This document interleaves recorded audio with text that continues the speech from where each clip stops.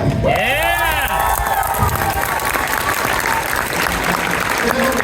Thank you so much for joining us this morning here at Motor City Comic Con. Before we dive into Arrow, there's a couple projects I want to talk to you guys about because I am a huge fan of. First of all, I want to talk about Heels. It was an incredible lifelong wrestling show. There we go. I did a panel yesterday with Devon and Brutus. It was incredible. Lifelong wrestling fan. I felt like this was the first show that really gave us an inside look in pro wrestling, but it had so much art to it. Unfortunately, it only went 2 seasons. I'm still holding out hope it gets picked up somewhere else. I'm telling you that, David. But I want to ask you, how many seasons did you guys have planned out for these areas? Oh, I think it would have been great to do 4 or 5 seasons of the show. I know that our current showrunner for the 2nd season, Michael Malley, had an idea that that the 3rd season would actually jump forward a little bit in time. And I think that overall the idea with my character, with Jack, is that he eventually gets to the big leagues. So he eventually does get out of Duffy. But I think that the first 2 seasons were supposed to be primarily in Duffy, and that we would have then expanded the universe after. Alas. Yeah, you know, as a big wrestling fan, one of the big shocks for me, this is prior to CM Punk returning to WWE. You guys got to the wrestling ring first. We did. Talk to me about working with him. You also got to play his dream role as Casey Jones, by the way. Is that true? Oh yeah, that's his dream role. He's never brought that up. Yeah. But talk to me about working with him on that show. Working with CM Punk, Phil Brooks was amazing. You know, it was my first kind of longer match on the show, and I didn't have to do anything because he plays this really eccentric character, Ricky Rabies, and when it came down to how we were going to do the match, people were coming up with all of these ideas, and I stopped everyone. I was like, maybe we should ask the legendary professional wrestler. And he came up with all these great ideas, and we could only do about a third of them because of all the COVID protocols. Use your imaginations there, but it was really great. Working with Phil was great, and he's a really good actor too. So the fact that he came back for season 2 in an expanded role has been great. And both times, when he came back to AEW and when he came back to WWE, he texted me beforehand to let me know, and I couldn't make it either time. I was mad. What are you gonna do? I did see you though at the premiere for the Netflix Raw. Like there was this green room there, or this green room type of was it buffet and everything? It was something. It was wild. There, yeah. It was wild, but I did see you there. You were a big wrestling fan. But there is a connection to Arrow here a little bit because Emily Beth Rickards did Queen of the Ring, right? Mildred Burke. Did she call you up at all and ask any of your advice for wrestling stuff? No. No, it's not rough at all. Emily does her own thing, and she does it well. Listen, I'm a big pro wrestling fan, and if she wanted to talk about the style of wrestlers in the mid to late 80s versus what they do now, she probably should have called me. But talking about the pioneer as a woman wrestler back in the 30s and 40s, not so much my cup of tea. Yeah, I was just curious to see if she asked you about taking bumps, because I've heard from your cast members on Heels, all the wrestling, all the bumps, that was real. Yeah, I mean, there was a guy that came by the table that had a shirt on that says wrestling is real. He said, after your time with WWE and with Heels, do you believe this? And I would say to anyone that doesn't think that wrestling is real, just hop in a ring, run the ropes, and then get in the middle of the ring and attempt to fall on your back without messing up your life for like a week and a half. Yeah, that's so fun fact. I actually did a rep day for Peanut Butter Falcon. They had a press day. I got into a ring. They showed us how to lock up. Showed us how to take a bump. You would assume it would be an easy, natural thing. It is absolutely not. I took as an avid wrestling fan, I took the bump. I kind of landed on my back and my head and neck. And then I was like, no, I'm fine. I popped up and I felt great. And it wasn't until the car ride home I felt, oh wow, I felt like I was in a car accident. And I can't imagine doing that day in, day out. It's such a taxing thing on your body. Yep. Now I want to talk to you, David, because you're actually in one of my favorite movies, Drafted. Incredible film. You got to play in a role with Kevin Costner, who we all know is Jonathan Kent. Remember Jonathan Kent? And Tom Welling is awesome. But I want to talk about your experience on Draft Day because it is a fantastic film. Yeah, Draft Day was great. You know something? It's funny, you know, working with someone as big as Kevin Costner. Right? We were all in the war room, and, you know, those scenes. And if you don't, it was a great movie because if you don't know about the draft, you can watch this movie and just follow along. Like, oh, I didn't know these very interesting things happened. And just sitting there in the room with Kevin Costner, and you're like looking at him and thinking, that's Kevin Costner. And he's like, yeah, you know, you guys can come by. You know, and there's like four of us that are there, kind of, you know, playing the agents in the room. He's like, you know, I play music and like to cook, and you know, and tonight I'm, you know, I think we get off around, we're gonna wrap around 7. You guys want to come by and just, you know, chill out? And we're just like,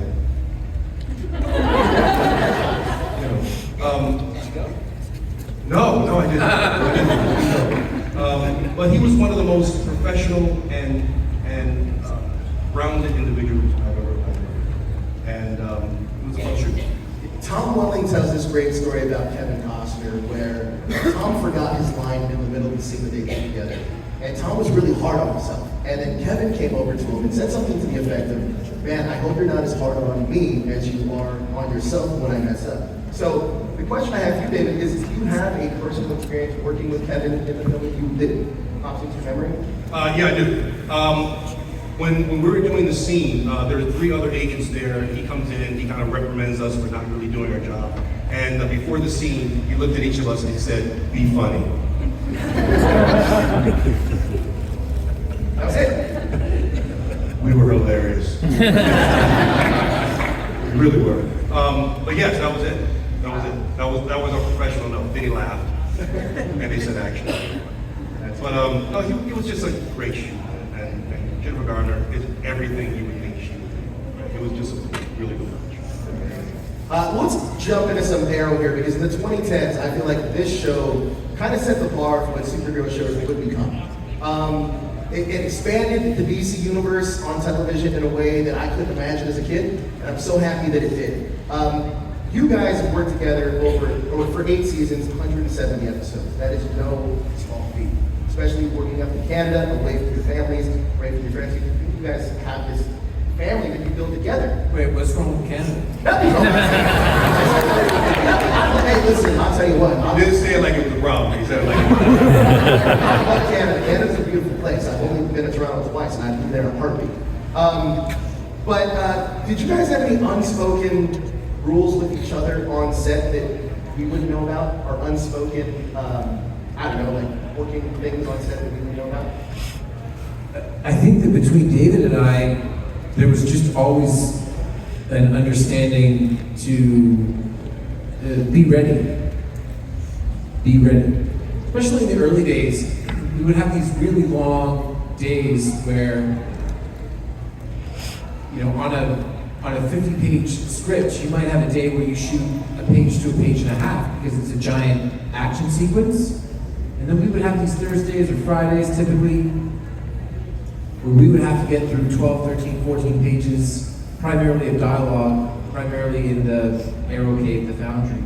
And we just learned early on that in order to actually physically get through these days and all of these scenes, that it was incumbent upon us to just be ready. And I think also, correct me if I'm wrong, not take ourselves too seriously. We'd be talking about serious things. Something would have exploded, someone was dead, or someone was close to death. So just don't let yourself get too serious and too bogged down. Let the dialogue do the work and stay close to set. Be ready. Yeah, and you know, when you're working 14 hours, the most asinine things become funny, Stephen Amell. Fart jokes.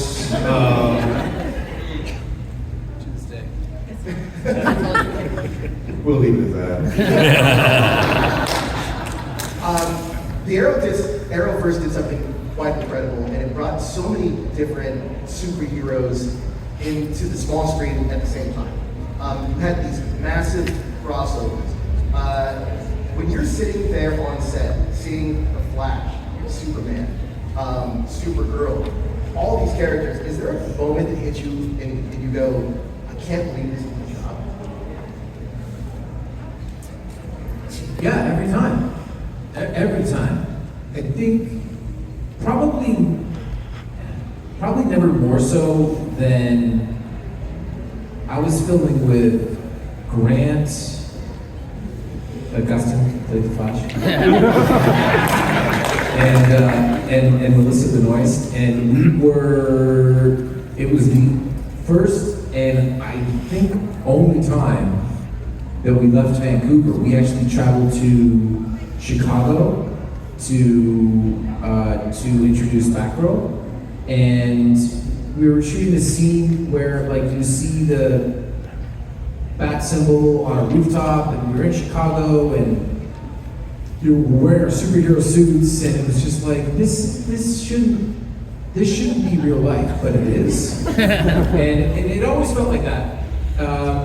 It still feels like that. Someone came up to the table earlier and they said, what was the best part about the job? And I said, well, you see all the people that are here that are dressed in superhero suits? I said, yes. Well, I got to do that for work. And that was cool. It remains cool. You know, I think that's pretty awesome because I've seen a handful of Arrow cosplayers already today. I think that Arrow costume is fantastic. And I know that it went through a bunch of iterations, but what's one detail on the costume that most people wouldn't know, but you would know because you wore it? Oh, man, this is not this. One little detail. Oh, I mean, the thing that saved me and that I think became a staple of all the other superhero suits is that when you start off, you always start off in army boots, like these big, cumbersome, hard to move in shoes, which, aside from doing action, you're on your feet for 12, 13, 14 hours a day. And we very quickly pivoted away from the army boots, and I had them take a pair of Nike Frees that I was training in at the time and just make them into a boot. And that became, I think, what they did for, certainly for Grant. And I don't know, that was a really cool detail, I thought. Oh, that's awesome. So if you're gonna go comedy accurate now, or screen accurate, you gotta get the Nike hair. Exactly right. Never thanked me. Again, if you guys want to ask any questions, you guys can line up back here by Grant. We'll be taking your questions. You know, you guys have played Oliver and John Diggle for those 8 years. What's something that you learned about yourself through playing those characters, and something that you still carry with you from playing those characters? For me, I think it's everyone needs a friend like John Diggle. That's a fact. For me, Diggle helped me be a better person. He was just a constant.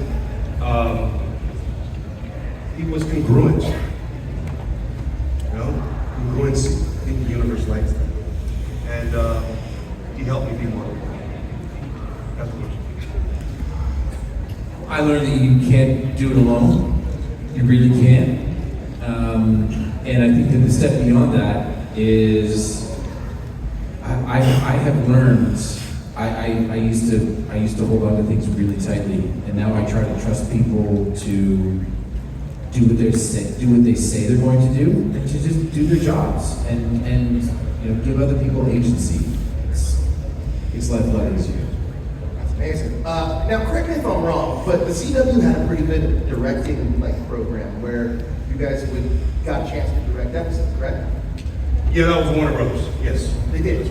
Now, when you directed an episode, is there anything that you saw in Steven's performance that you caught as a director that you may not notice as a performer with him in a scene?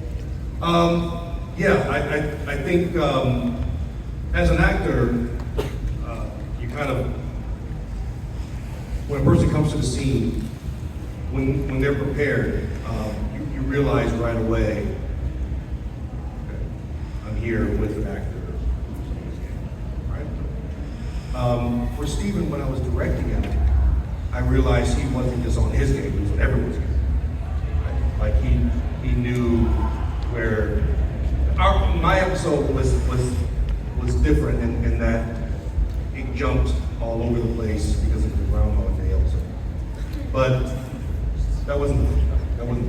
But what was interesting is that just Stephen recognized where things worked, where other people were, what other people were doing, and that just trickles down, right? When the leader of the show gets it, because everyone else gets it. Or everyone else realizes, like as an actor, they realize an actor's on the game. So I think I just recognized that he was recognizing what everyone else was doing. Remember when I just said you gotta let other people do their things and give them agency? I hadn't quite learned that yet. Like I was in the process of. I was trying to be so nice. But it's true, do what I want. Well, I mean, you know, it's interesting because I feel like, and this one's for you, Stephen, because I feel that sometimes shows that are long-running shows, you guys get directors that come in that may not be familiar with what you've done prior.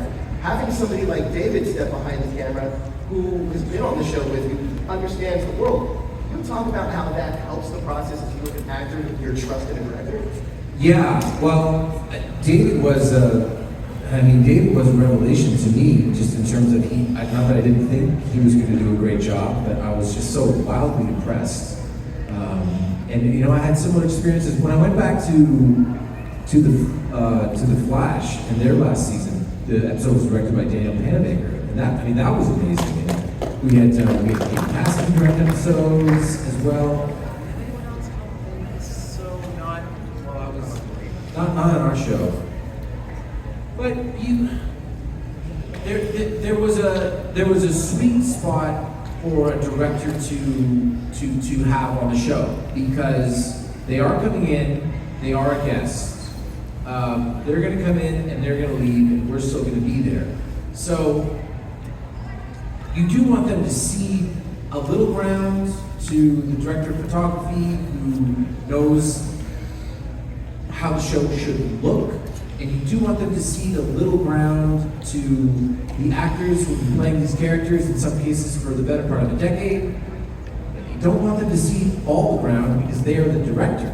So, you know, I want someone to come in with, this is just me personally, I want someone to come in with ideas, and if I don't do something that they want me to do, and they've got a good reason, I certainly want them to tell me. I don't want them to feel like they can't. So again, it's always just, it's a little bit of push, it's a little bit of pull, but we always had great directors. And I think also too, we have our executive producer, Mark Guggenheim, that was here, that was with us for all 8 seasons. And I remember chatting with him prior to the last season, and I went through the Arrow Wikipedia page, and I picked off like 15, 20 directors and created essentially a wish list for the last season, and I think we got most of them. That's incredible. And Mark Guggenheim, by the way, who became a very good director on Legends of Tomorrow. You didn't direct? Why didn't you direct? I'll tell you. Okay. So there's a reason. I always said Arrow is not a show that can be taken on by a first-time director. It's not a show. I mean, we broke that rule a lot. I was going to say, you totally broke that rule. I didn't want to be. Oh, a first-time director is in. Like. Yeah. Oh, I see what you're saying. Ever. Yeah. I didn't want to like learn on the job on Arrow because so I went to Legends, which quite frankly is just it's an easier show to do. Yeah. Okay. Now, of course, the episode they gave me was not easy at all, but that's what it is. Cool. Yeah, Legends was funny. Just a little interesting story about Legends. You know, when you about and directing in general, when you direct these shows, right, you talk to the producers and they say, these are some of the shows that, and they give you the shows, those episodes. Say, these are our shows. This is what the show is. So they give you 2 or 3 episodes. If you aren't familiar with the show, you said this is the show.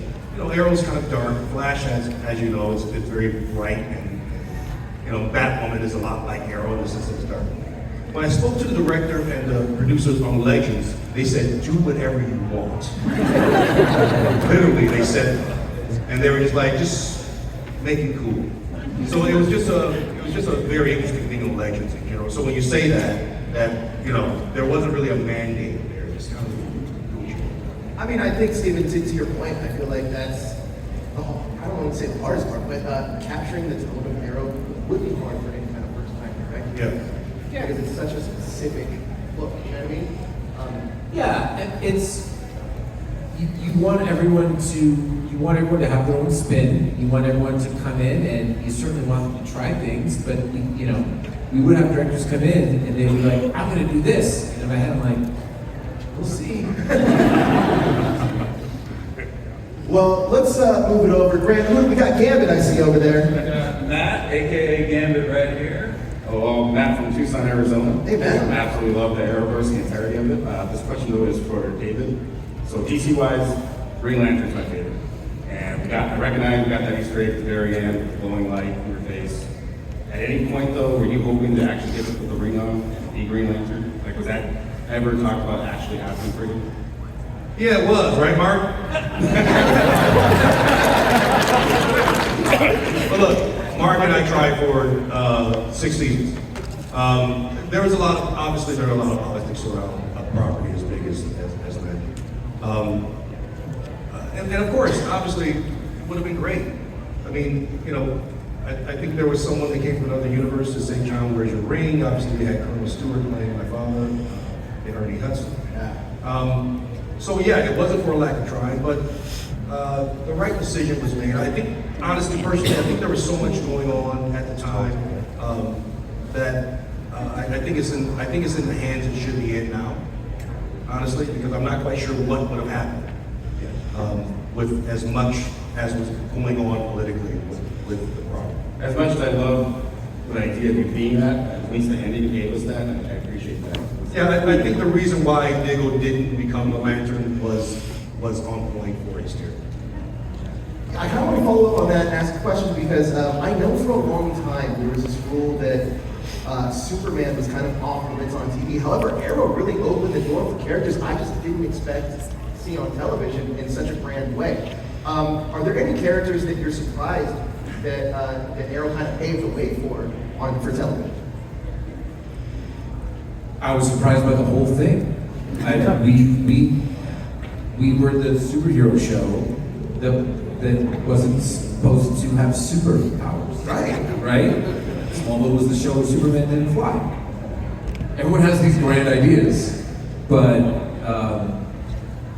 Mark and some of the other executive producers and Greg Berlanti brought me into their office after the first season, and we're like, hey, so show did well. We're going to get to use the Flash, so things are going to change. What am I going to say? No.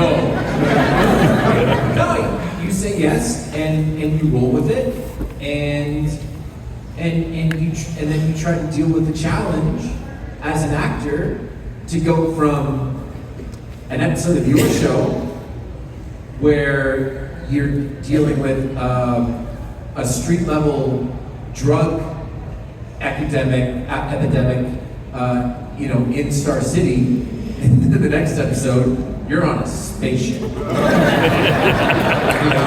And those are the problems that you want when you're creating a television show. That there are an abundance of balls in the air that you are juggling, and those are good problems.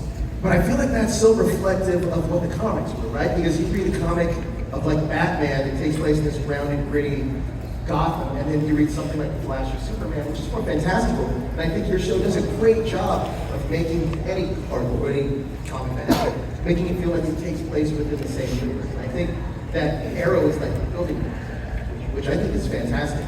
Hello, how are you? Good, how are you guys? Oh, what's your name? Gabriel, I'm from the Thumb area of Michigan. It's like 2 hours from here. And, my question for both you guys. As a kid, who's your favorite superhero? Could be either Marvel or DC. As a kid, I grew up with Bill Bixby and Lou Ferrigno. Right? So I grew up watching them. So it was the Hulk for me. And I'm still waiting for the real Hulk to show up. Really, like I'm waiting for that Hulk to just, I want to see that Hulk. Not the one that got shot by bullets, but the one that's like, I can really, truly be bad. So anyway, but yeah, it would probably be the Hulk. Superman for sure. Thank you guys. Yeah. Old. Grant, who do we got next? Hey. Hello, I am actually from like 45 minutes away from here in a little town called Clarkston. Yes, so my question is for both of you, and it's in regards to season 8. If there was anything that you would do, or would want to do to change it or do differently, if you could.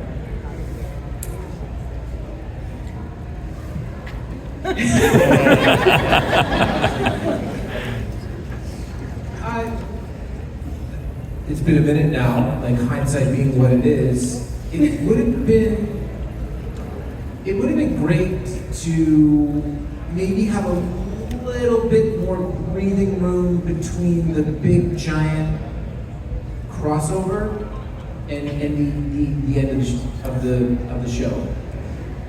I like what we did.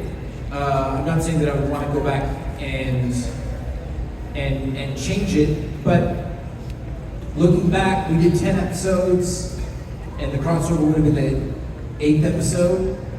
I don't know, maybe if we could have gone into a world where we did 16 or 17 episodes.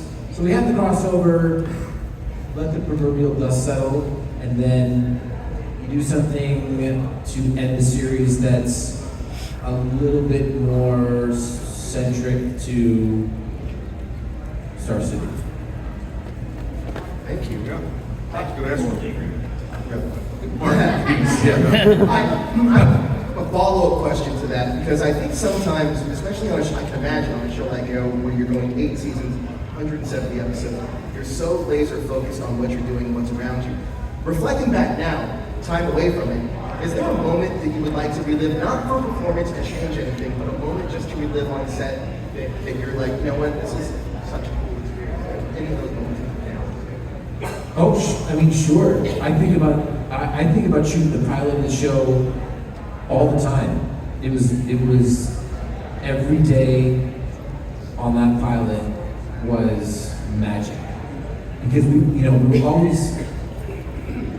there's always something cool happening. We're filming and it's the first time that you see that Oliver has fighting skills, and we're shooting these cool stunt sequences where it's just me in civilian clothing, and then it's the first time that Oliver would roll me, and it's the first scenes with Oliver and Diggle, and then it's the first time in the suits, and even shooting all the stuff on the islands to open up the show.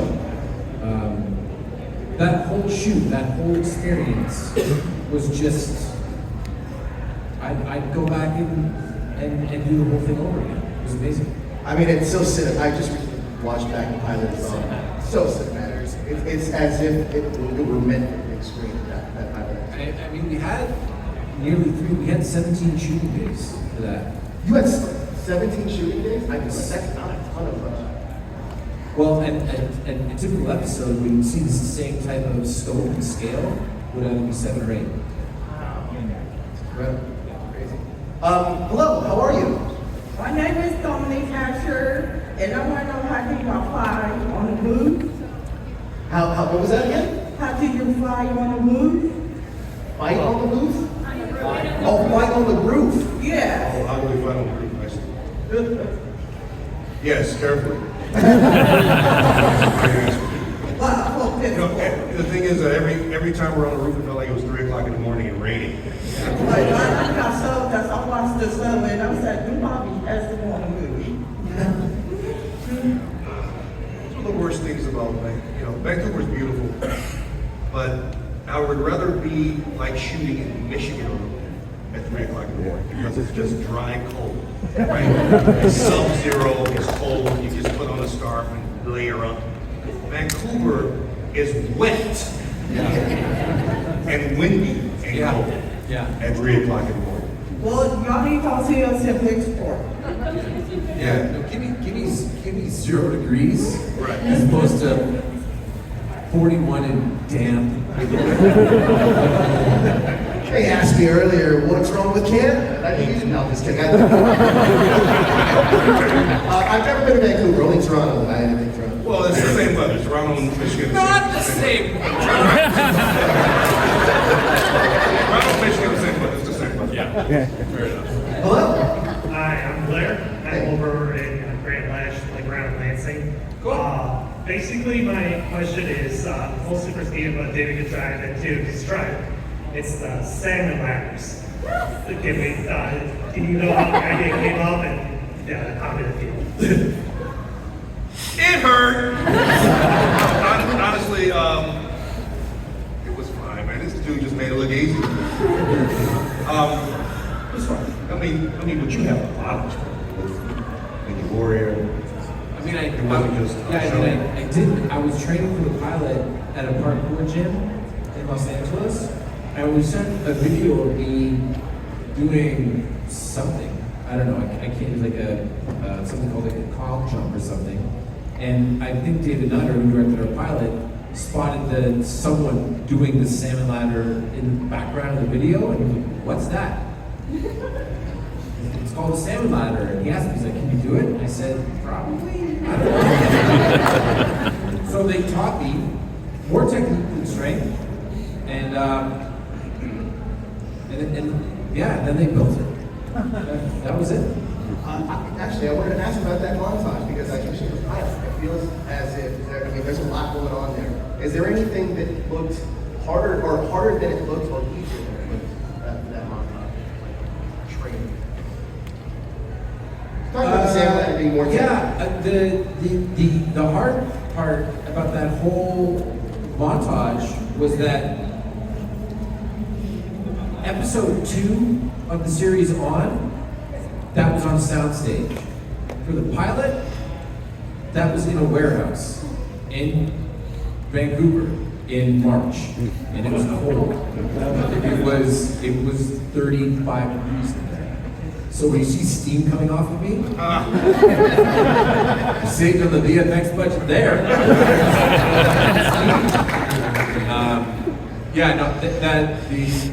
The salmon ladder, probably the best thing about it is how difficult it looks. It looks really difficult. And I'm not saying that it's easy, but it is not as hard as it looks on the screen. That's so fast. Because I did something in the second episode that was way harder, and then I saw it, I'm like, well, that doesn't look hard at all. I did like, I pulled myself up a rope, and just kind of like a free hand, like not using my legs. I was like, this is gonna be awesome. I've seen the salmon ladder, now this. Yeah, no one remembers that. Thank you for that insight. How you doing? Next up, we've got Ethan here with a great question for Paul. Hi. So I'm a film major over at UW Milwaukee, and I was just going to ask both of you for any solid advice for anybody trying to get into the film industry. What's your name? Ethan. Well, Ethan, the industry's waiting for you, right? And so find your voice. I started here, right? And it's this is a great place to be, man. There's a lot of art here. There's a lot of talented people. And get involved in everything you can that interests you here. And explore everything you can as a filmmaker here. LA, New York will be there. And now our industry is such that you can be successful anyways. You don't have to go to it. There are a lot of great, incredible filmmakers here. So we're waiting on you, man. Just explore, do your thing, and we're here to cheer you on, bro.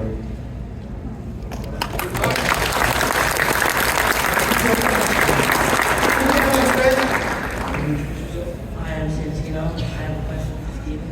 I was wondering if James could ask you to come back as Green Arrow, would you take the chance? Wait, before you answer that, I'm going to follow up with this because that was, yes, that's a question, but would you want to come back as Green Arrow or do a Jason Momoa who's coming back as a different character that fits him more now?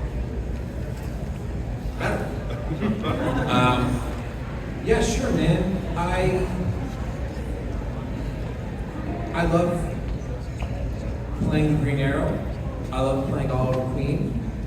But I think more than that, I like how it makes people feel. You know, when I come to these conventions, just when I'm walking around on a daily basis, not a day goes by that someone doesn't talk to me about Arrow, the Green Arrow, Oliver Queen. But they always then relate it back to their experience with the series, how it made them feel, whether they bonded with a sibling or a parent or a friend with the series. So the short answer is, I'm down to do anything that makes the fans happy. So if that made the fans happy, then for sure. And what does it look like? I have no idea. You don't know until you know, and it doesn't happen until it happens. David, for you, I know that you're a big fan growing up. If James Gunn wanted you to join his DCU, is there a character that you would like to take a crack at? Dark Side.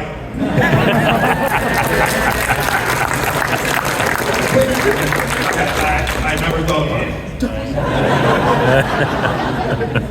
Yes, I just love Dark Side. I've always loved the character. But yeah, Good answer. I like it. Hello? So next up we have Haley, but before I pass it on to her, I'd actually love to follow up on this conversation and ask, you both have lived with these characters for so many years, who would you ideally pick if James Gunn did reach out to you to come back to take over the... Oh, we're casting them? Yeah. No, thank you.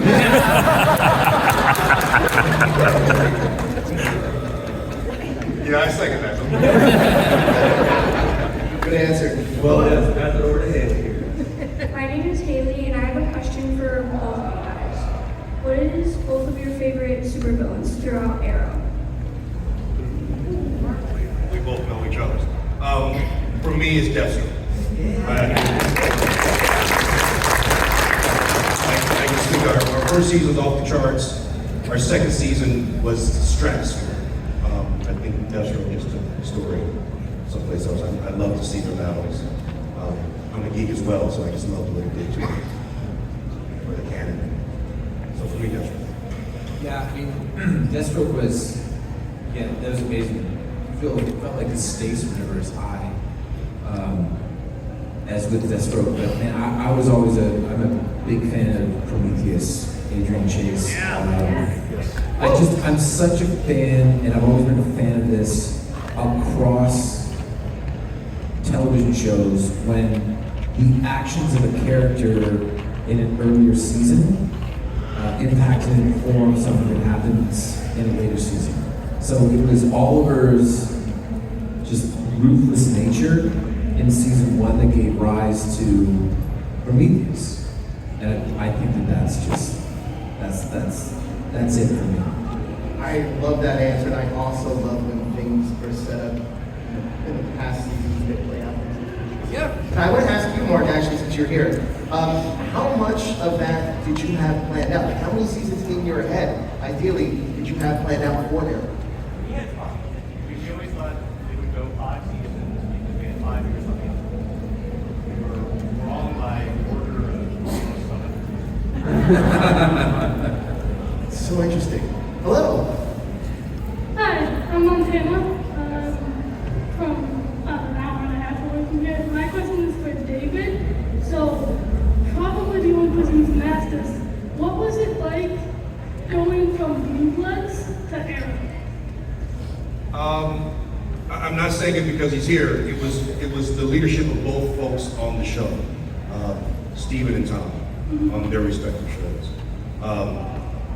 Obviously, when you're on a show where you need a strong leader, it just trickles down, like I said. It was exhausting. That's the other answer to your question. One was in Brooklyn, and the other was in Vancouver. So I was doing the flight back and forth for 6 years. So that was tough. But it was great. It was just great. I mean, it was just a fantastic show. I think, what, 15 seasons they went? An incredible amount. And now there's a spinoff with Walt with Donnie. So it's just it was a great experience on that show. Great to play the mayor of New York, Tom Selleck. And it was great coming back home to work with Steve. It was a great time. And shout out to Greg Berlanti, who allowed that to happen, who really made fought for that to happen, because that doesn't happen. Right? So he made some CBS and Warner Brothers calls to make it very nice. Incredible. I actually have a question for you too, because before he passed away, he almost became a mentor of me, Jason David Frank, the original Green Ranger Tommy. I loved Lawrence growing up. He was a fantastic human being. He would like text me these motivational things all the time. But he told me that you were going to be in his Legend of the White Dragon. He sent me this skill shot. What's the status of that? Thank you for asking that, because Jason David Frank is one of the greatest humans that ever existed. Incredibly beautiful man, spirit, soul. And we still feel that. And so, hopefully March is the last thing I've heard, but that was part of a Kickstarter, and a lot of people may be here that supported it. You've been hearing that for a while, for the past year and a half. It just took a lot to reshoot. Obviously, when he passed, there was a third of it that we still had to get through. So, 2/3 of it. So it took a while, but last I heard, which was maybe in the summertime, we're looking at March. I'm looking forward to it. Yeah, looking forward to it. Another great song. Great song. Hi, how are you? Hi, my name is Patrick. I'm from Lansing. My main question is, what kind of struggles of being inside and outside of being actors, and how do you guys face them? One more time, please. What kind of struggles did you guys face being like inside and outside of being actors, and how did you face them? I think it's struggle being an actor is like, where do you begin? You know, wrestling with the idea that it's like this aspirational thing when you're a kid, but you're just thinking about like, I want to be a movie star, right? And then at some point, you have to transition into realizing that you have to approach it like a career, like any other career, and just, I don't know, I think the most important thing that you can do is to try to remove ego from the equation. There's no job too small. There's no, don't hold your nose up at any particular production. I've had this experience all throughout my career, and just recently where, the past year, I was involved in 2 different projects, and I was involved in one to pass the time, and I was involved in one because I thought that it was kind of going to be the next big thing for me, and it's entirely possible that the opposite is true. It just goes to show that you never know. So just be mindful and be practical, and just remember that it's a career, and then you're still going to have struggles, but at least you'll understand how to deal with them better. That's great. For me, it's like I said to the other gentleman who was here. We're also, as artists, as individuals, we're all just searching for our most authentic selves, right? So you want to be your most authentic self. You want to study the craft. You want to be a good actor, all right? You want to be a good technician. You want to be good at whatever you do. But you also don't want to be a dick. It costs you nothing to be nice. It costs you everything to be a dick, right? So just be nice. Just be nice. And it really, just be nice.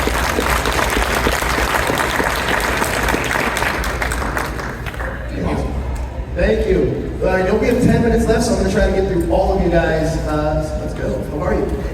Hi, I'm Natalie, and even though you were in Green Arrow, I want to know what your favorite color is.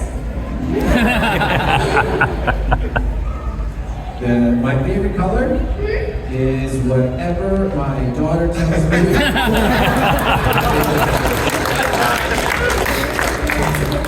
Right now, it's pink. Is it? I never would have guessed.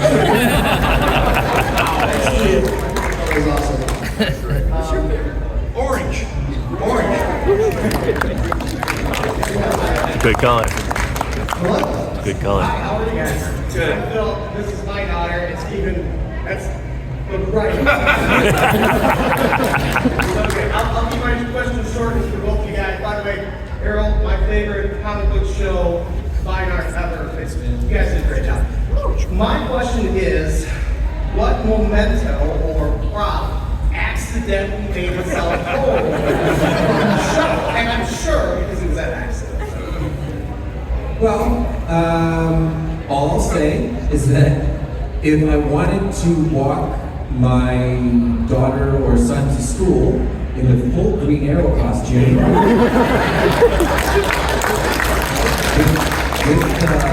with the original bow from season 1, I could maybe do that. So right before you answer that, Mark went. I asked, and they said no. David, did you happen to accidentally end up with anything? Yeah, you know, the firearm that Diggle used was loosely kind of based off of Decker's gun from Labor.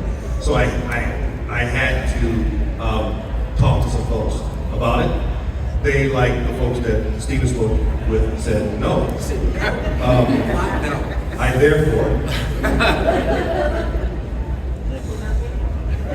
therefore took it anyway.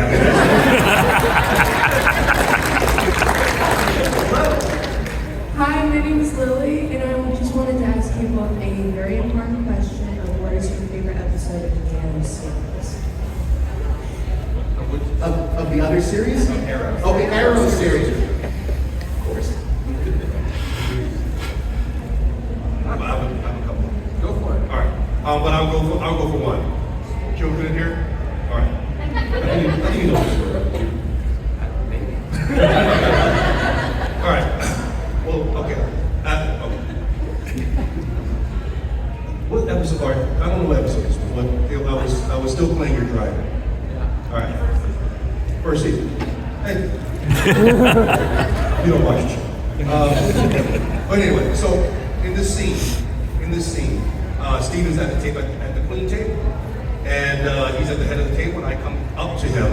And the reason why this scene is so important, this moment was so important, this episode was so important, was because Steven and I really established who we were as individuals to each other. Not Oliver and John, but David and Steven. Steven and David. We had a relationship. Okay. So the scene is, I come up to Steven, I whisper in his ear, and I say, Mr. Queen, your car is ready. Just like that. In Diggle voice, just like that. All right. So I wait until his coverage is on him. So the camera is now facing him, right? His coverage. He did everyone else's coverage. Now it's his turn, right? Same thing. I come up to him and I see the lines. Now it's close up on him. It's not a medium shot. It's a close up on Steven. And I go up to his right ear and I say, Mr. Queen, I have the biggest balls you've ever seen.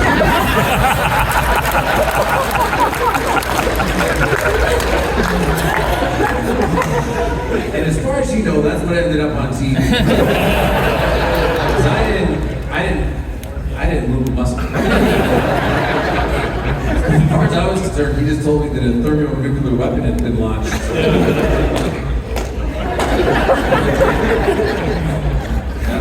That's a great story. Oh man, I've got so many favorites.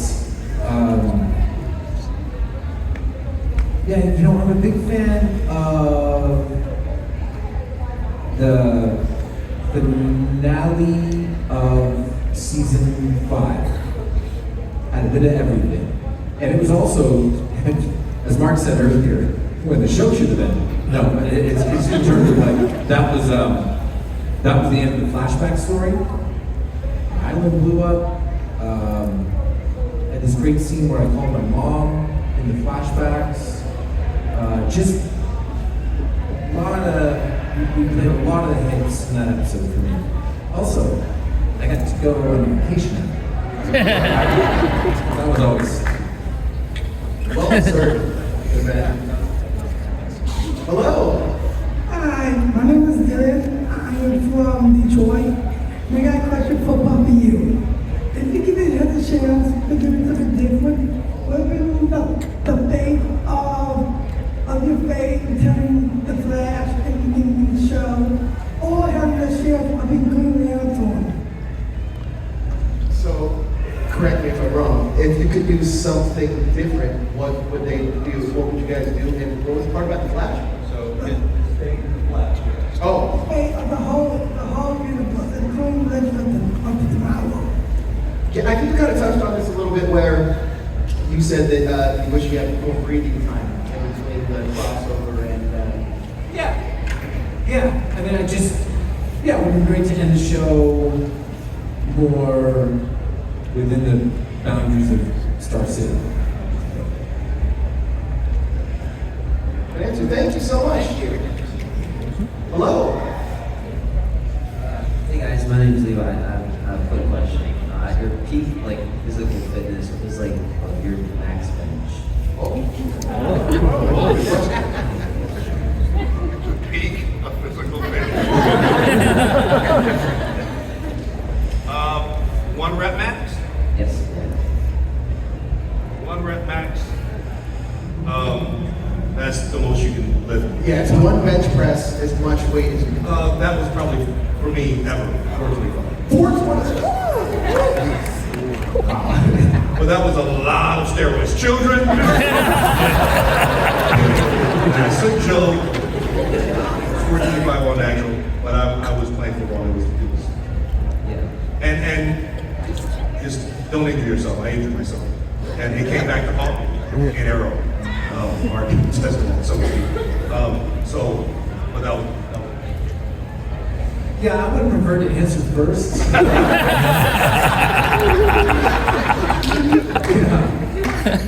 No, I just did a set at the gym where it was 4 sets of 12 and 225. Yeah. So to me, but I don't do the max. I don't do the max bench because my buddy didn't warm up properly on bench and tore his pec. So I can picture it in my head every time I'm bench pressing. So no one prep max. One walk. Yeah, the 225, just for a little inside knowledge here, if you see the NFL Combine, 225 is the weight that they do as many times as they're repping out. That's pretty impressive. Yeah, you got 12 reps. Hello?